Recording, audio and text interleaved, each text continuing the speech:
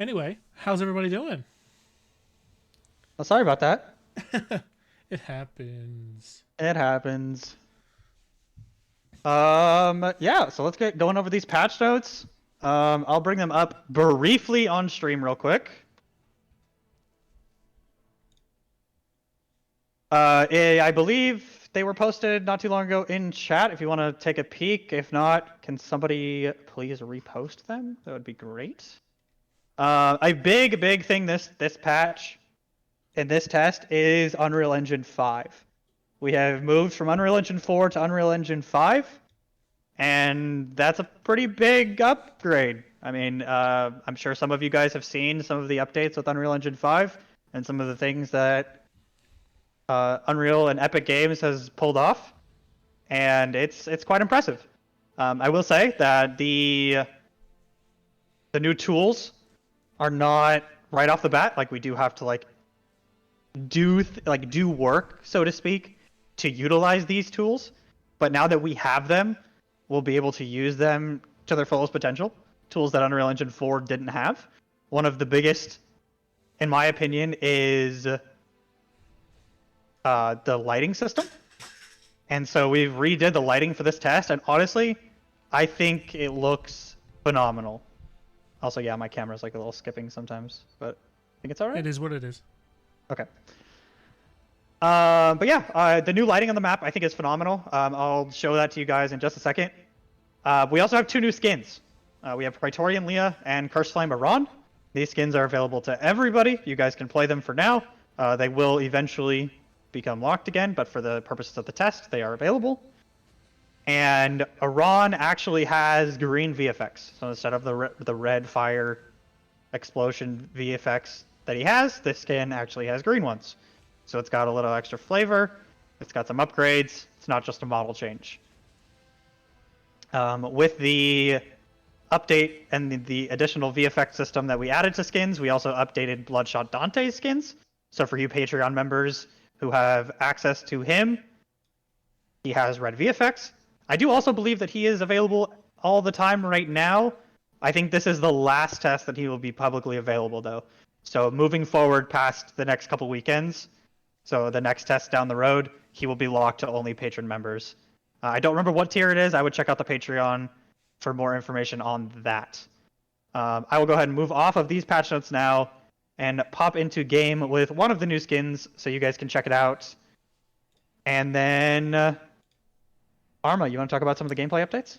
Yeah, so there's actually a whole bunch. So big thing is we have Talos rework, right? That's on everybody's mind who's been around for a while. Talos is a little different than he was last test. I would say he's better in some different aspects. He kind of does what he wanted to do way more efficiently, I should say.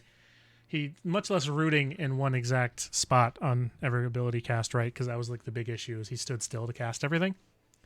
That being said, I don't think he is like the end all be all character, as some people have stated in the Discord or anybody who's been paying attention. People are like, yo, this guy looks really strong. He is strong, but I don't think he is, let's just say, obnoxious, right? Besides from that, there's been a lot of like Malaya, right? Her RMB used to bring up this big wheel and kind of block your whole screen.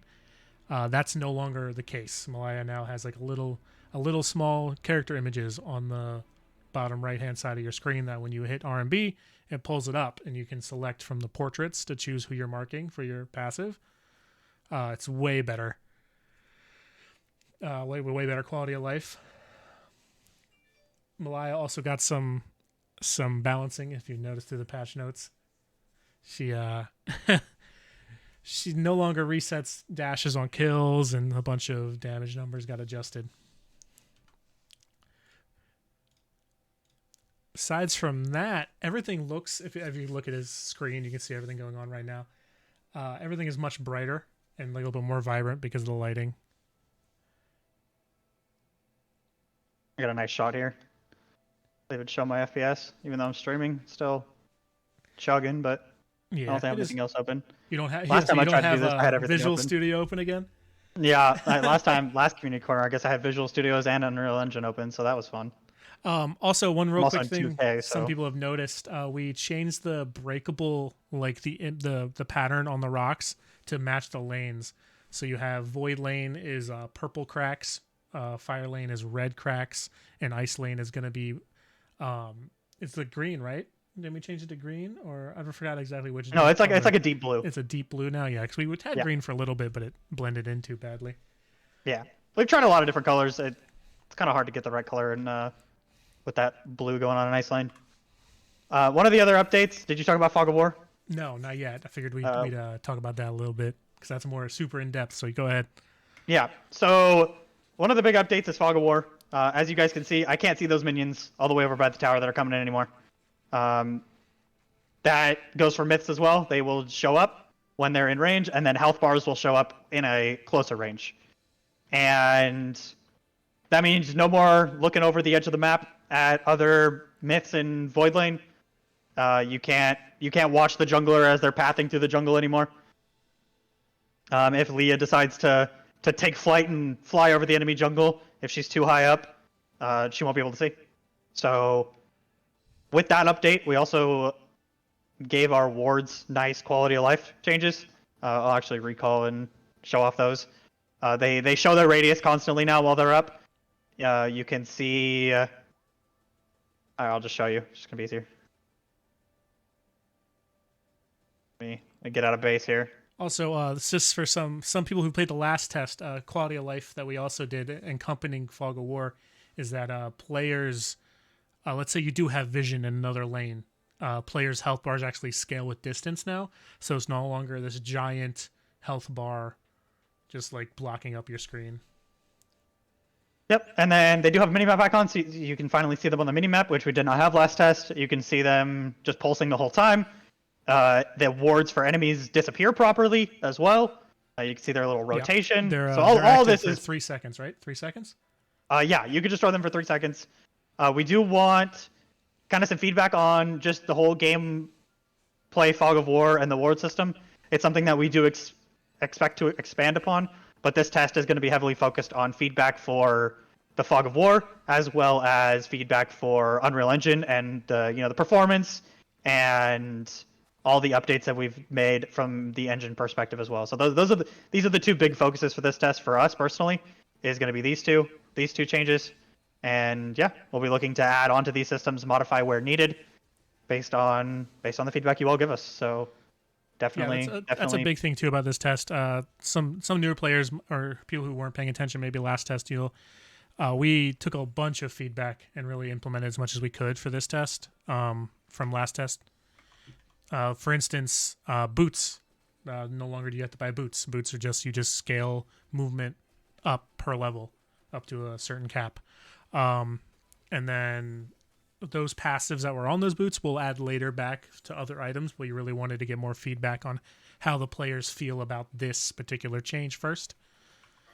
In testing, we actually like it a lot. We think it adds a lot to the game, but obviously we're curious to hear how you guys feel about it, right? Yeah. Another big change. The jungle active is gone. The support active is gone. The items still exist, but the active itself is gone. There's no more junglers securing objectives. It is a team goal.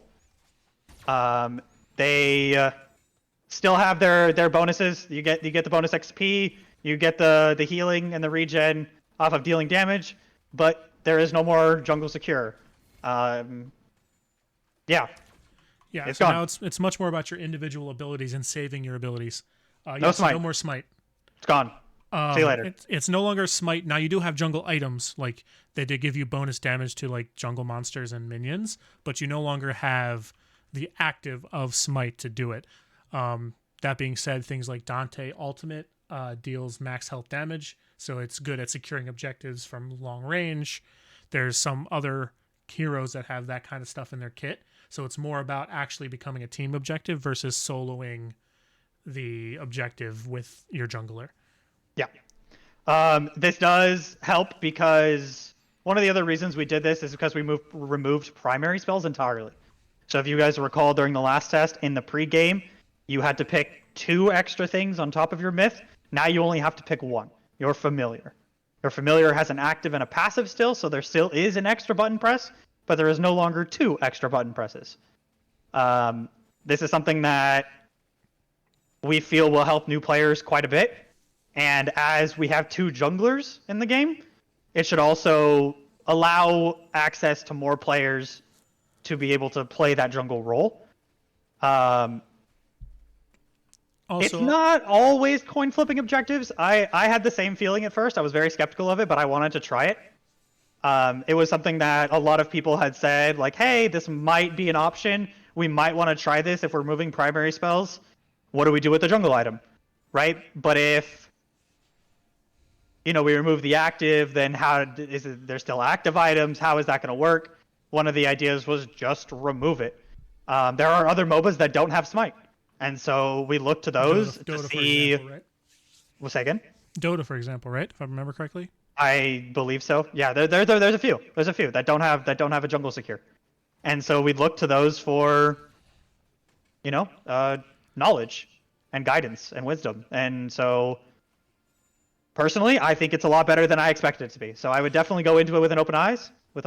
And yeah, I mean, I think it's good. I think it's a lot better than I thought it was going to be. So. Yeah, so we were very apprehensive about it, but it was something we weren't going to say no to test it, right? And it's also something that if we needed later, we can always talk about adding it back, right? This is more about testing how this feels, getting feedback, and then taking that feedback in. Obviously, on paper, we were kind of hesitant about it, as for a lot of the points that like Appy is pointing out in chat. But after playing it for a couple months, actually, I personally like it more. However, again, you guys can give your feedback, so please do. Definitely give feedback. Accept it. Also, there's some other changes that you might see currently going on in Skiff screen over there. Is projectile speed on towers and range minions have been slowed down. This is mainly to help with last hitting because we felt like the range projectiles, especially for minions, made it very, very hard to last hit effectively. Not necessarily saying that like you don't have to be skilled to get last hits. It's more about making sure that when you're lining up that last hit, it doesn't feel like a coin flip, whether or not you're going to get it because this one minion decided to shoot a bullet. So that's pretty huge. Obviously, we're looking for more feedback there too. Like everything, please let us know in the Discord. We have a feedback forum set up there. Let us know. Obviously, we can speed things up slightly if you guys like the speed, whatever. Just let us know, please. Yeah, so the one of the big reasons was a lot of the new players that gave feedback during the last test, had trouble with last hitting, and rightfully so. So we messed with the numbers, messed with the speeds, and came up with I think a pretty good option. Yeah. Mans can't talk. Yeah, sorry. All good. 2 of the other things we did, auto buy system. There's a little checkbox here. This is on by default, so if you don't want to have this on, you can turn it off before you even get into a game. If you're in the launcher, you can turn it off. But yeah, this will be on by default. It will automatically buy you items. If you are a jungler, it will automatically, your recommended item will have your jungle item here, as well as supports. If you're not playing those roles, you will not have those. So the recommended items are role-based, which will really help new players, we think. So yeah, definitely, if you're new, give us some feedback on that. Also, auto leveling. You'll notice my abilities are auto leveled. I'm ability 2, and I have the R, and I didn't touch it. So, again, you can turn it off in the settings. Just go gameplay, checkboxes right there, done. But these should help new players that don't want to have the stress of what ability do I level up? What items do I buy? I don't know what abilities. And we don't have the resources right now as an indie studio to make a tutorial, and so we've been brainstorming what we can do for new players, and these were some of the things that we did, so we wanted to get them in for this test, and so we did. I forgot what I was going to say.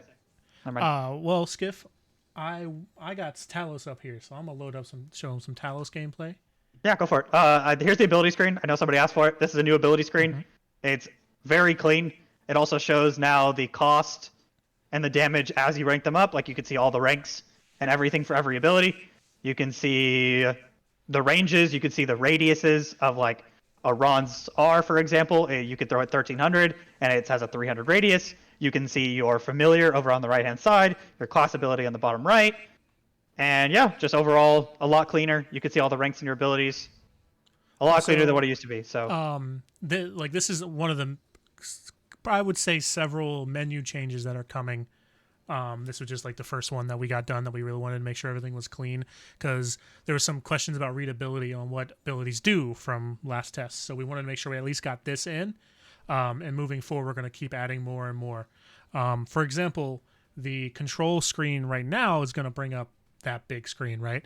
But eventually we plan on having it in more shorthand. That way, whatever info you need on, you can just press control and bring that up real quick. And then having the full in detail, like paragraph ability descriptions be on a separate keybind. Yeah. So in the future, probably next test, the left-hand side will come out like a very small menu with just your current. All this data on the bottom automatically calculated for you. It'll have the total damages. It's going to calculate everything based on your stats. It's just going to give you the final number that you're going to need, and that'll just pop in, and you'll just hold that, and then release it to let it go, and then this menu will be more of a full. I think the keybind will be K. So yeah, I think that's what we talked about. Yeah. As far as that, let me switch over. I'm gonna switch over to my Talos real quick for you guys. Good old Talos rework. Go ahead and give them the rundown on that. This is Talos running around. So, as you see, I've just kind of been passively leveling while Skip's been talking. So, people who have read the patch notes, you kind of read how he's supposed to work. So, my big thing is that all his abilities have a second cast if they've hit a target. So, for example, if I walk up here and I hit my Q, which is this forward line of spikes, I then have 6 seconds to cast Q2, which becomes a beam projectile. Now, this does do max HP % damage that scales. Now, besides from that, you have the E, which he stabs forward, which, of course, that minion died, so... But he stabs forward, and it will actually execute minions if it hits a minion. But if it hits a myth, you can recast it again to shred some armor from that myth. Then his R, which is my favorite ability in the game currently, does not pull minions. However, if you press R, you get this big radius, and if you hit a myth, it will pull them towards him. And then you press it again for a shield. Now, the big thing there is that he doesn't have a lot of ways to get onto targets without using his ultimate, so we wanted to make sure he felt like he was scary once you got close, right? To make sure, like, hey, like, if you're in his range of effect, like, you need to be wary of him. And if you're going to just try to run away without using any abilities or slow him, then he might just have something to get you back in it. His R&B is still the same. It's still an increase in damage for a short period of time, and then a decent size slow once that period of time is over. However, a big thing here is his shift now will stop the slow from his R&B. So if you want to use them in conjunction, you can make sure that you do not get slowed after the damage by using both cooldowns. So if you want to, run in, you can go ahead and do that. Raylos, how does jumping plus R feel? Great. It is how I catch everyone. That is what I do. I jump at you, and I do that. A big thing, too, his ultimate, it used to just be that he becomes like this giant Beyblade, I would say, in midair, and goes flying forward and lands in this area of effect. Now, I can't do it here because I don't have a myth to do it against. However, it's important that it also has a secondary effect. If you hit a myth with this first circle, it will knock up after a brief delay inside of this area of effect again. So if you hit this, boom, damage, and then if you hit a myth, it will then knock them up after a delay. So it becomes this radius that stays on the ground, and as players move around in a team fight, they can get popped back up. Now, just remember, first cast will not knock them up, but the second cast will. So it allows, like, hey, I need to get out of this area, or I'm CC'd. It's a very, very impactful team fight ultimate, while also allowing him kind of good mobility in order to land on objectives and provide the kind of support that he needs. Yes, Alt plus R, huge. That's one of the best things. You just R on top of them. They get a little bit. I mean, Alt on top of them, they get slowed a little bit. You pull them in R, and then they get knocked up, and then you just keep it moving. Another big combo that we displayed in the video is Talos R pulling people in into Nox's ultimate. It is huge as far as combo potential. Everyone just kind of gets to watch as this meteor falls down on you, and it's helpless. Yeah. There was also a point where I pulled... it was my clip, so I remember it. There was a Malaya that decided to tower dive, and then she tried to go out of the tower range, and then I used the R to pull her back underneath tower. So it was pretty fun. As you can yes, see, you can use other abilities in between casts. I just showed that just to make sure you guys could see that. Also, a couple points here. His passive. Let's talk about his passive real quick. Yep. The passive where he kills people and gets armor and magic resist still exists. The number of stacks was reduced from 10 to 5, but the total amount of armor and magic resist that he gets remained the same. So he essentially just gets double the amount per stack. It's just much easier to get to max stacks. And because he has so many recastable abilities now, he gets bonus attack speed for the next 2 basic attacks. And if you miss those basic attacks, like, that's it. It's just on the cast of the basic attack, like, you get the bonus attack speed, and then that's it. And... yeah, I can full screen the game if you guys want. I can make it a little bigger. Yeah, you can make it a little bigger.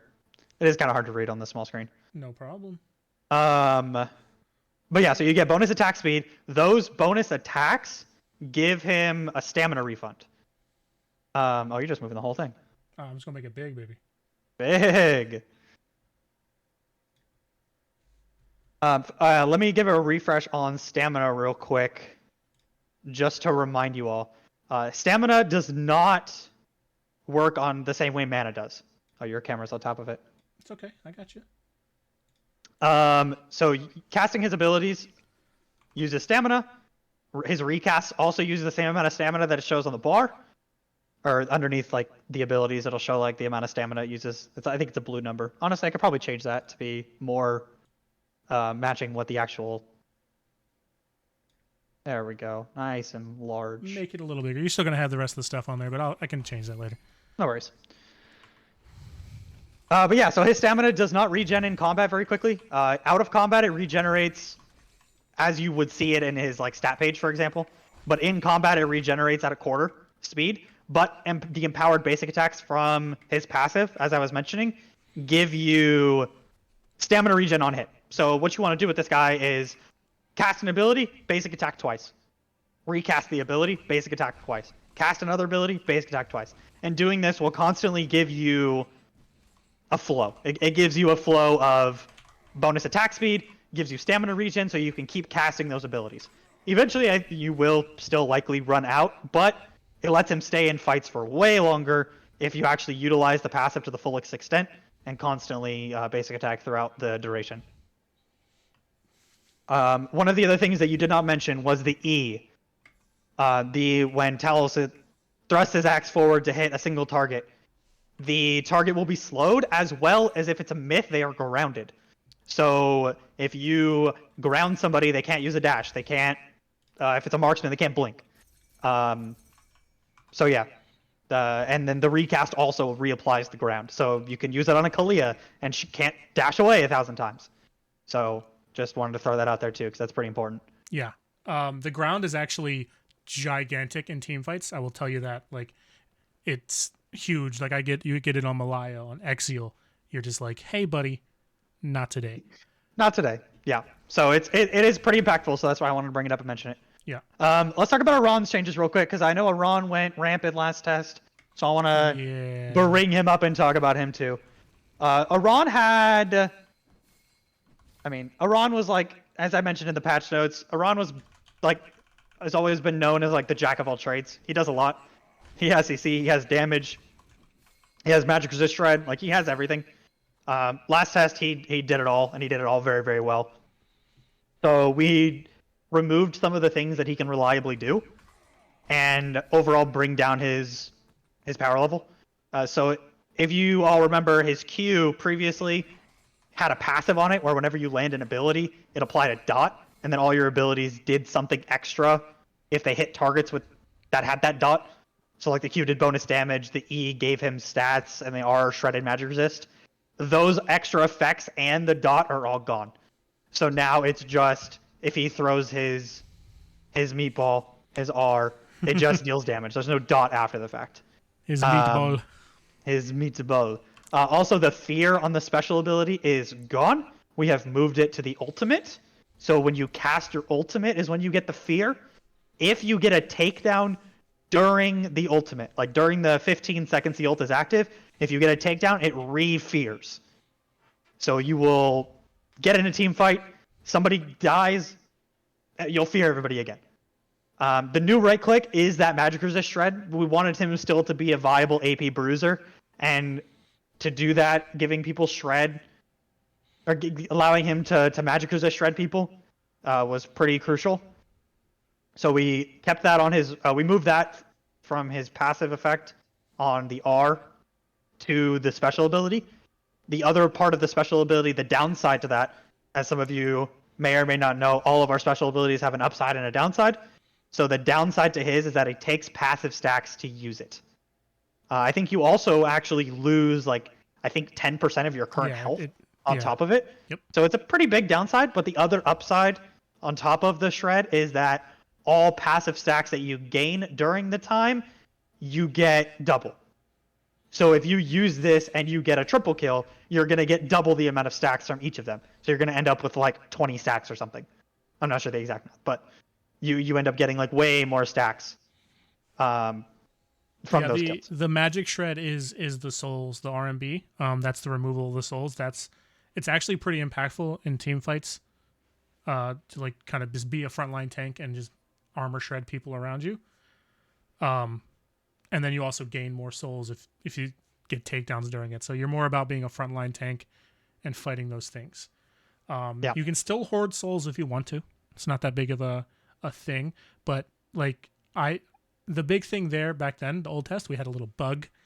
Some of you might have known there was a penetration bug that was fixed in this test. So he's definitely weaker than he was. So yeah. One thing I did want to actually bring up real quick, actually, because this is a pretty good visual thing. We removed we lowered the number of items on the item screen to make these item pictures bigger. I think it looks way better. I don't know how about you guys, but that way you can actually see what items you're buying, because before they kind of were small. Yeah, I think it was 10 across before. Now it's only 8. Yeah.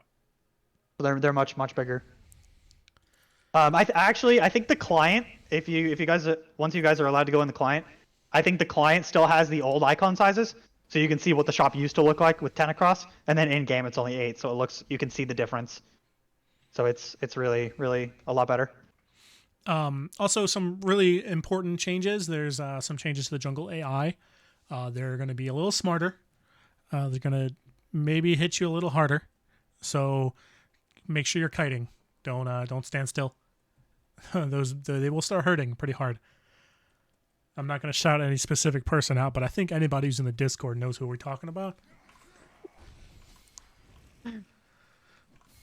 Also, a big change that I want to mention while I have everybody here. We did a major sweep on experience in game, and we found a few bugs. Pretty big bugs too. After the last test, one of the big bugs was that towers killing minions was not granting XP locally. So if you got pushed under a tower and your tower was killing all the minions, like you weren't getting the XP for that, which is huge. There was also another one where solo laners were getting more XP. So they were pretty big bugs.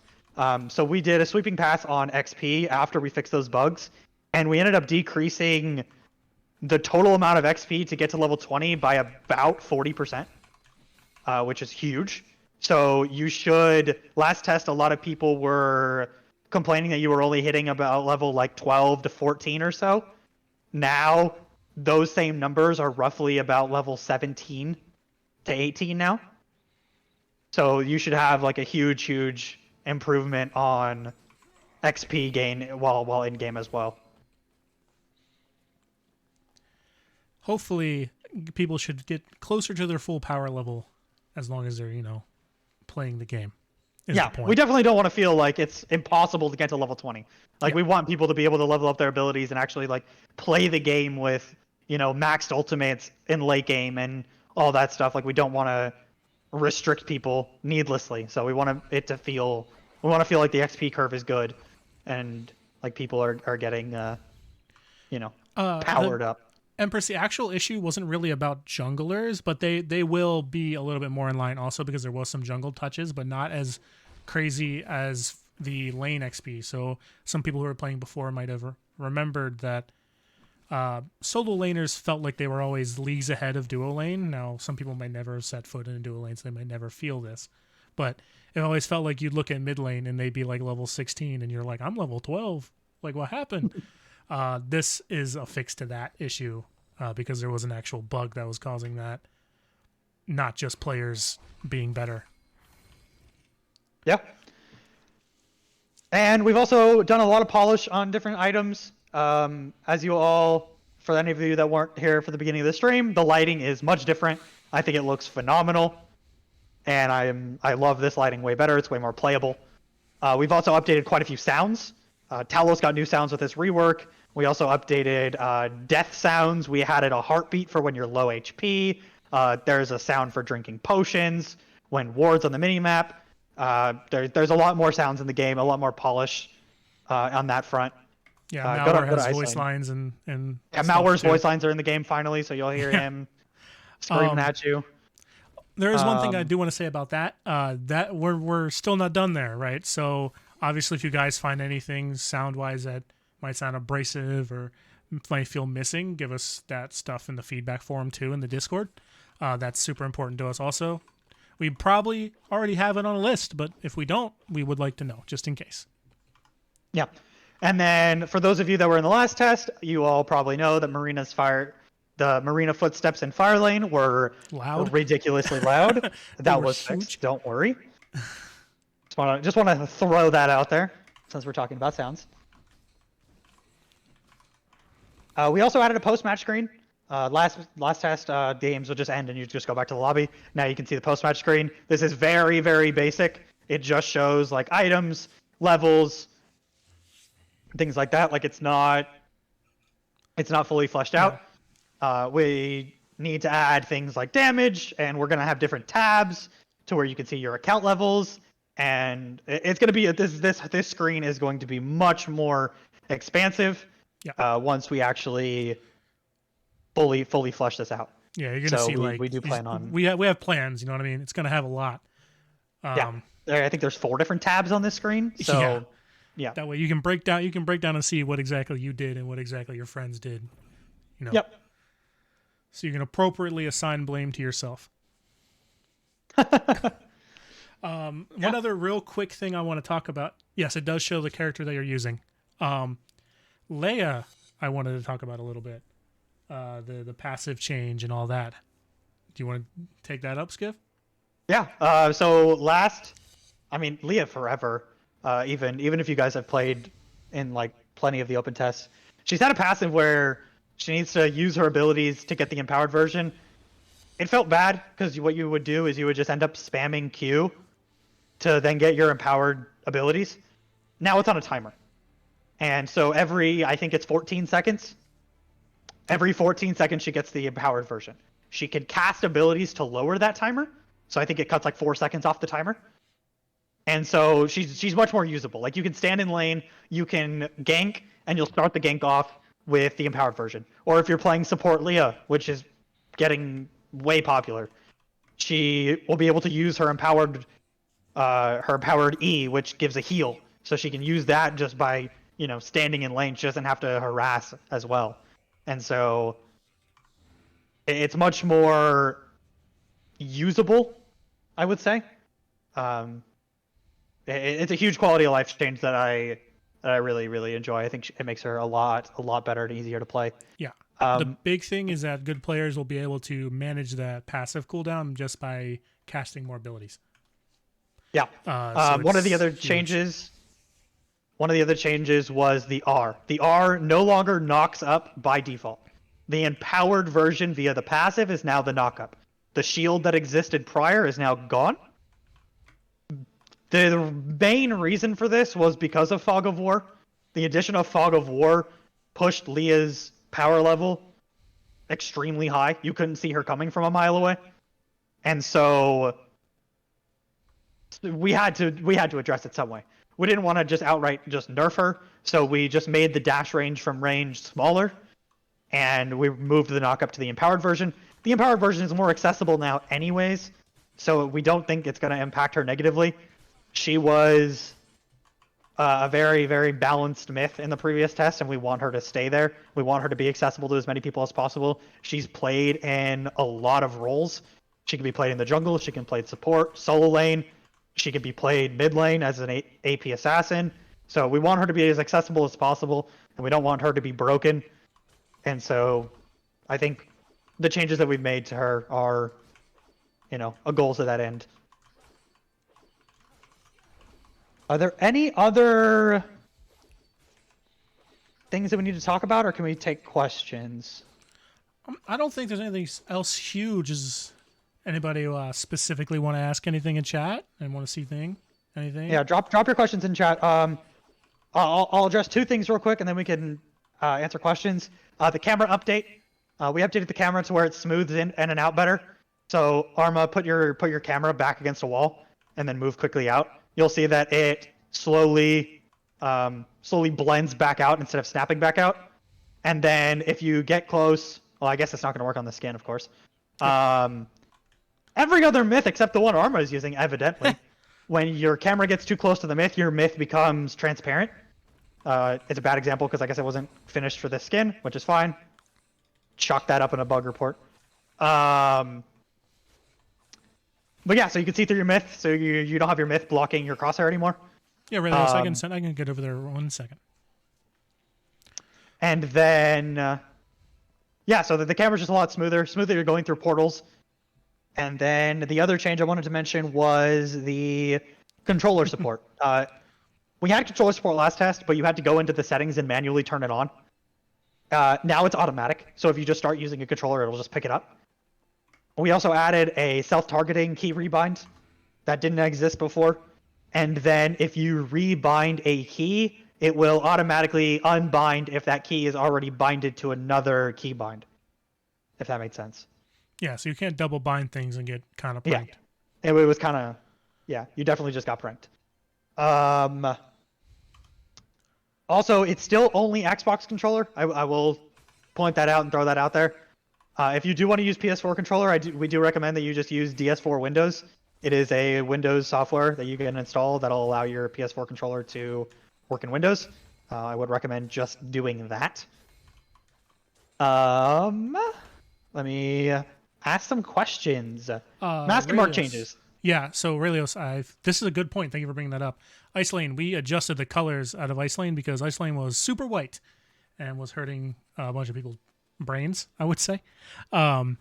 So we adjusted some of the colors, changed some of the landscape, made it a little bit more blue than like bright white.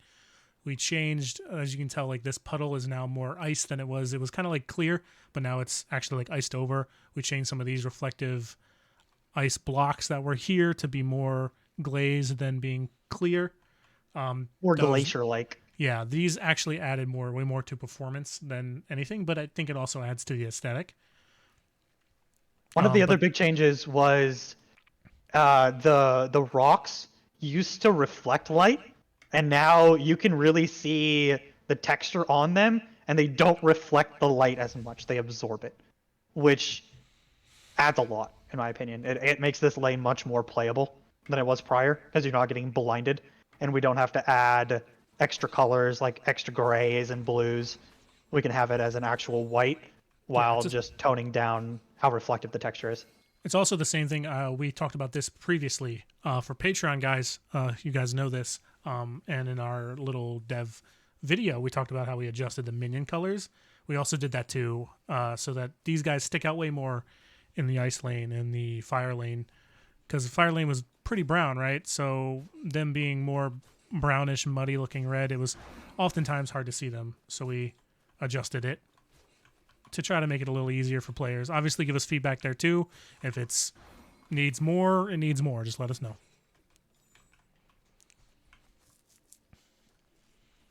All right, let me answer some more questions. How's the Malaya Dash? Malaya Dash actually got some upgrades. Yeah, if you guys played in the last test, it was teleporting around like crazy. It should no longer do that. It should be much better. Exial's Dash also sometimes teleported around. It was coded the same way, but because it's much shorter, it was much harder to have that issue. But both have been fixed, and so you shouldn't have issues anymore in game with those dashes. So you should be good to go there. Where's the Overseer class? The Overseer class is going to come in, I believe it was said beta, which, I mean, we're still a ways away from that. So, Grognark, we mentioned in the video that we're working on a lot of myths. Grognark is one of those myths. And so he will be coming soon. TM? Soon a TM for all of our Shad players out there, because he loves Grognark. Pretty sure he asks every day. Yeah, literally. Any plans to change the bottom of the skybox? Yeah, we're probably gonna add a fog down there. Yeah, it was just part of the full rework of the lighting, and so it probably just got forgotten, or maybe it's there and it's just not dark enough. Not sure. Yeah. Not sure the answer to that one, but it will get added or improved upon. Yeah, I mean, also a big thing. Everybody is talking about like the Fog of War 2, because it's such a huge change, right? Right now, there's no like visual indicator of the range, like a physical fog that you can see, but it is something we definitely want to add to later. This was just more of the base levels of Fog of War to make sure everything's functioning, get you guys feedback on this level of it, and then add more to it. Is this DX12? No, it's currently still on DX11. It will be 12 maybe in the next test, I want to say. Maybe? Yeah. We're looking at having the option to choose. Might be go back and forth, yeah. If we can. Yeah, we're looking for the option to go back and forth between the two. But that's something that'll come next test. We're also going to add upscaling methods as well, likely in the next test for better performance, if you have the graphics card to utilize this. FSR and whatnot. Yeah. A little tease of what's coming in the future. A lot of myths. A lot of myths. A lot of myths. Strap in. They're coming. The past two tests have been the same roster with some reworks and some adjustments. But trust me, a big reason why we moved to Unreal Engine 5 was not only for visual upgrades, but for engine upgrades to be able to do some of these myths that we have planned. So that's the look. I'll give you guys a hint. We're doing a lot of work on our ability system currently. And that's the reason we have not pushed out myths, is we are doing a lot of changes to the ability system, how the ability system functions in the game. And I won't give too many spoilers yet, but there's some big changes coming there. And it's going to allow us to push out myths at a very fast pace. Some streamlining going forward. If we, the back end gets a little tighter, you know what I mean?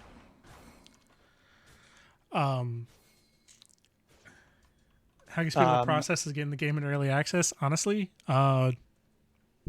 we just got to work. You know what I mean? Yeah, we're cooking. Patreon helps. Patreon helps. Patreon does help. Patreon helps get other developers. Patreon helps get just the process rolling. And another thing is community.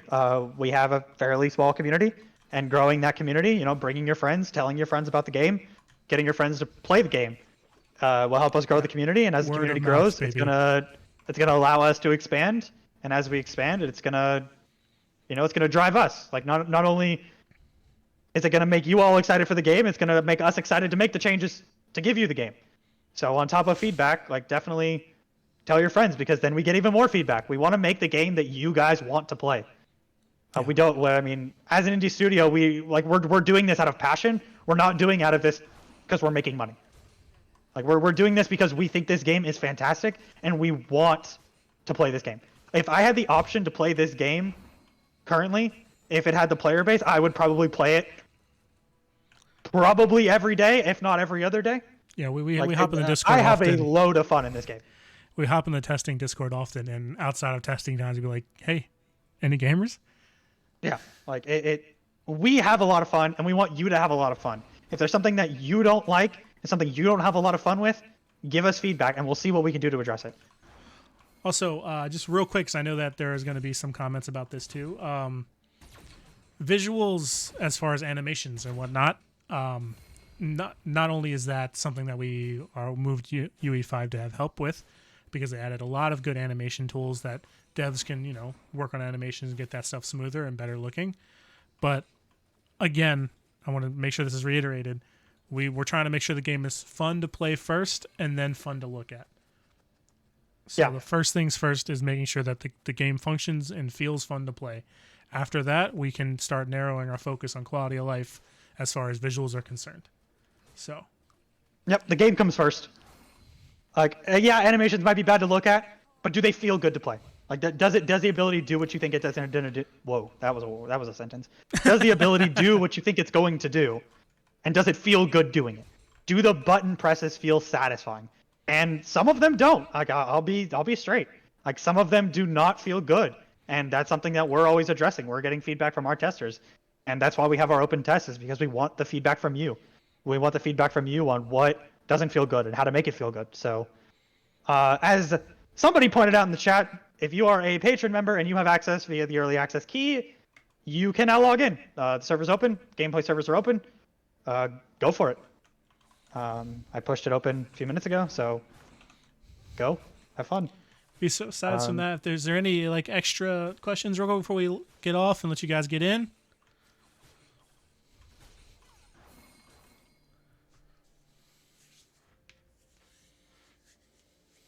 Doesn't look like it. Everybody's just ready to play? All right. When are we accepting EU testers? It's something we've been really pushing. It's more legal questions than that. So I don't exactly have necessarily the answer for that. I make the game. I'm not a lawyer. So I'll ask again. It's definitely something we've been trying to get. So I'll keep pushing. Will we be streaming gameplay? I plan on streaming some gameplay later tonight. So I'm probably gonna be up on the Ethereal Discord and playing with some community members, maybe even streaming live on Twitch. Depends, I'll definitely throw out something as soon as it is actually set in stone. Yeah. All right. If that's all, then we'll wrap up. If you guys are new subs to the Patreon, keys will be sent shortly. If you guys are current Patreon members and you're going in, have fun. If you're waiting for next weekend, we'll see you next weekend. Yeah, Fox, don't attack me on my camps like last test, man. That was messed up, bro. Good luck, have fun, everybody. See you guys in the test. See you guys either this weekend or next weekend.